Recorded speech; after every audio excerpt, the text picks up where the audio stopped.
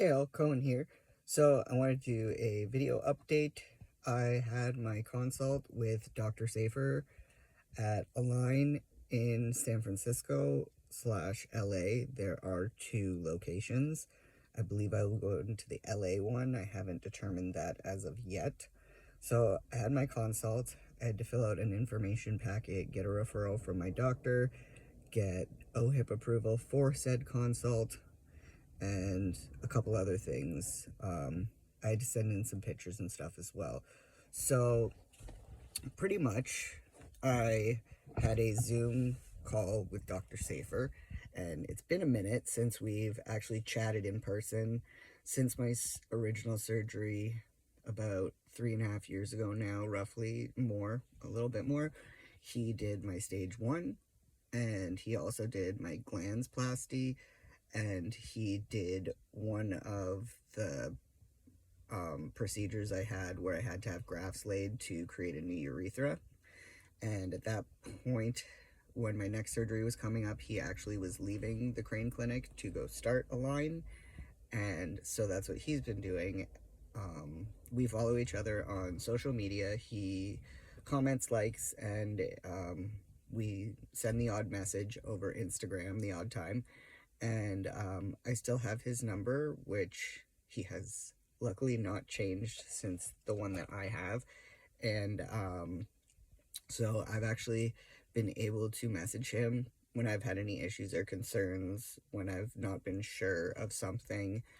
And he's been really awesome. I ended up messaging him to let him know that personally, I don't feel safe going to Texas. Most of you know I live in Canada, and there is a difference between what's going on. Some of it is carrying on into up here, but obviously it's not like it is in the States. So as a Canadian, I don't know what that would be like. As a trans Canadian, I don't know what that would be like. So one of the safer places to go would be to go to LA. And so I said that was my main reasoning. And then also I kind of feel like I've had quite a few surgeries now, and I just don't know how, it's not how much faith or trust, it's just I'm kind of like, okay, I've had things done, and certain things have gotten better, but certain things have not, so I don't want to go back and just have the same thing done, or something that maybe I don't agree with. One of the options usually is to take a graft from inside your mouth, and I have jaw issues and generally have pain in my jaw majority of the time, as well just my mouth in general. I don't need to have any more pain in, so that's one of the reasons why I didn't do the mucosal graft when I did have grafts laid. There were areas taken by my hips and thigh that were used.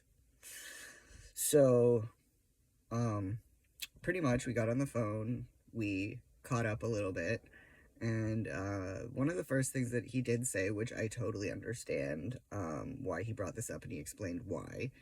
He asked if I had tried to find anybody where I live that would be willing to fix my fistula.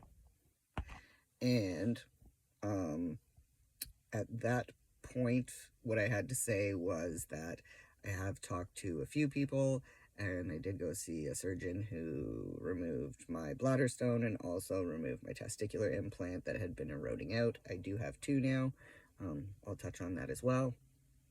So he told me no. When I asked around, I was told go back to where you went, and otherwise I was told go to Montreal. And the reason why I didn't go to Montreal was to do with the interactions I had with them, because at one point I was going to go to Montreal, but after my consult, things were really shady, and just for me personally, no trust whatsoever. I decided that I would not go with them, and to this day, they're not allowed to touch me. It's fine if other people have gone and are happy, but the way that the interactions that I had with them were not great. So if you watch videos, I'm pretty sure I have a video on why I'm not going to Montreal and about why I switched back to Crane Center. And some people might say, well, you've had so many surgeries at Crane Center, so why do you think Montreal would be so bad? And it's a matter of Montreal told me they would offer alt for me because I was the perfect candidate for it. And they just kept pushing me off until they started ignoring me, and then my doctor had to get involved, and then they pretty much said the exact opposite to my doctors that they had said to me in my consult and in emails. So that was a big one.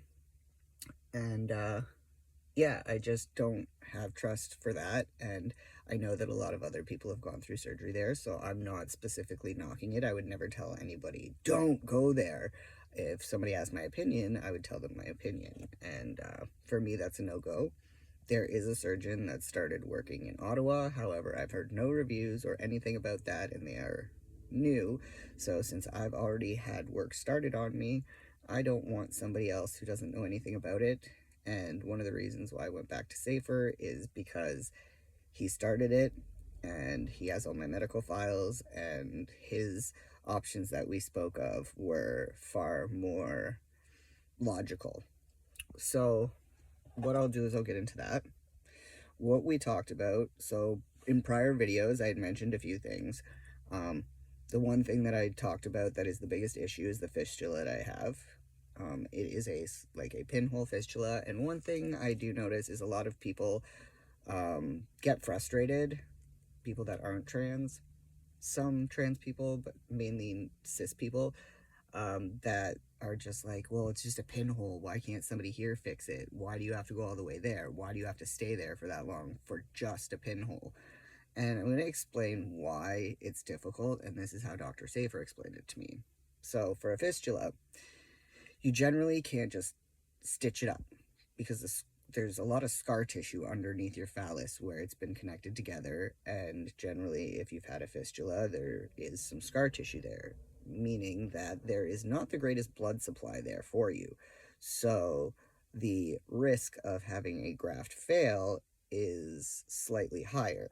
And I have had a graft done and it didn't work, and then I had my whole phallus put back together, and that didn't work.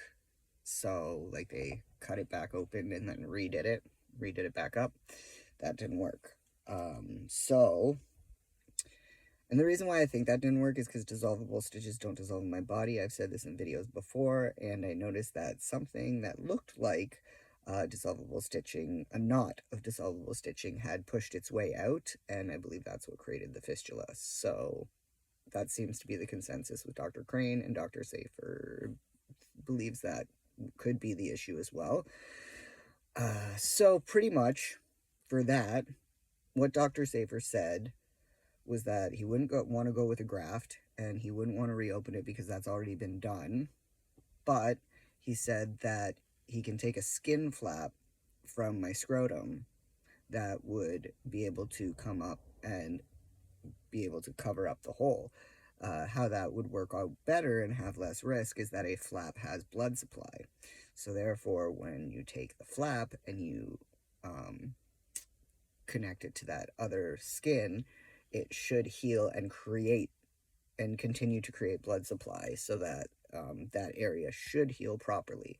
And that sounded very interesting. I had never had that option stated to me because I did ask if he would take a graft from my mouth, and he said one of the last things he'd like to do is a graft. So he has a bunch of pictures that I sent him of how things look, and he's going to go over those and all my notes, and we'll end up chatting in about a week and a bit. But pretty much one of the other things that I had talked about with him prior was that my right testicle was sitting higher, but over time it's slowly dropping. It's because I have scar tissue where they had to remove the testicular implant from before. So there is scar tissue along like the bottom where they made an incision to take it out. So that kind of just has to soften more, maybe, and then it'll be able to drop a little bit more. The testicle implant on the right side is about half the size of the one on the left, so there is a little bit of a difference. But if I'm getting a skim flap done, that would almost kind of be like a scrot lift.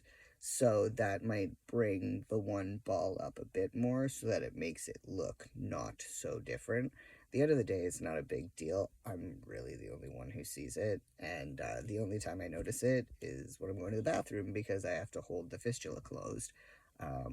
And when I am done peeing, I push from behind my scrotum and forward, and that pushes any urine that is trapped in my phallus or my urethra out of my phallus so that I don't have any leaks. Sounds like a burden, but it's not. The bigger burden is holding a fistula closed, to be honest, so you don't leak all over yourself, and trying to do that without having to drop your pants all the way. But I had brought that up and I told him that I'm not necessarily worried about it. It's not something I really want to mess with, just in case for some reason I try to swap it out for a bigger one, and that one decides, hey, I want out. So I'm just gonna leave it, and I'm gonna ask him like how the flap from the scrotum would work, because I believe that it would raise that a little bit more because the left side does have a lot of lax to it. It actually turned out to be a pretty dang looking good left side of the scrotum. I wish the right worked out the same way, but at the end of the day, nobody's shit's identical on either side of their body. Nobody's got everything the same, so I'm not overly worried about it. I had brought up something about the tip of my phallus by my urethra where I thought it was just a little too long, but at the end of the day, it's not a big deal. I just wanted to ask, and he said it looks fine. It is a little bit longer, but a lot of people have more of a like longer slit of a urethra versus a hole. So I'm not overly worried. And at the end of the day, if I was to try to do anything with that, there's not a lot of blood supply near the scar, so that could cause a problem. And then also, if it gets too narrow towards the end of my phallus, it could cause a stricture, and I do not want that. So at the end of the day, those two things were things that I really just wanted to see, like, what's your opinion on? And one thing I noticed is that I believe most of the lipo that I had done in Texas was from behind my leg, and the weight that bothers my knees is carrying on the front above my knee and just below my graft, and then there's like that little area up at the top of my thigh. So that didn't really go away much. Like, there was some bulk removed, but I feel like it was more towards the back and sides of my thigh. So what I will be getting done when I go back will be the fistula fix and lipo on my thigh, just to get rid of some of the bulk so that my knees can have a bit of a rest, because when it gets hot out or if I'm overly active, my leg will swell a bit and it just makes my leg feel heavy. So that's something that I wanted to touch base on, and since I'm there, lipo with that wouldn't be anything crazy. So yeah, that's what we talked about. I would be staying for 14 days, and I also let him know that catheters and my body do not mix, that every time I've had a suprapubic catheter, if I leave it in longer than 2 weeks, which I know that a lot of the times you're supposed to leave it in longer, but I'm not joking, I've had the inside of the catheter try to adhere to the walls of my bladder. So the last time that I tried to keep a catheter in for almost 4 weeks, I ended up in the hospital. So yeah, I let him know that because that's something that's very important for them to know when they're deciding what type of catheter, if they'd use a Foley, if they'd use a suprapubic, and telling me when roughly I could take it out. I'm trying to think of if there's anything else that we chit-chatted about. But at this point, that's pretty much, I think, all we talked about, just because it was consult, basically finding out what I need, what I'm seeking, what his opinion of it is, and then in 2 weeks we will chit chat. At this point in time, I think the soonest I'd be able to go for surgery is October. However, there's been one of my family members has been going through cancer, and they're going on their first vacation and in August, and this person was going to be coming with me for my surgery, and I think they still are, but I just feel super bad because they've been going through what they've been going through, and like this vacation is like their first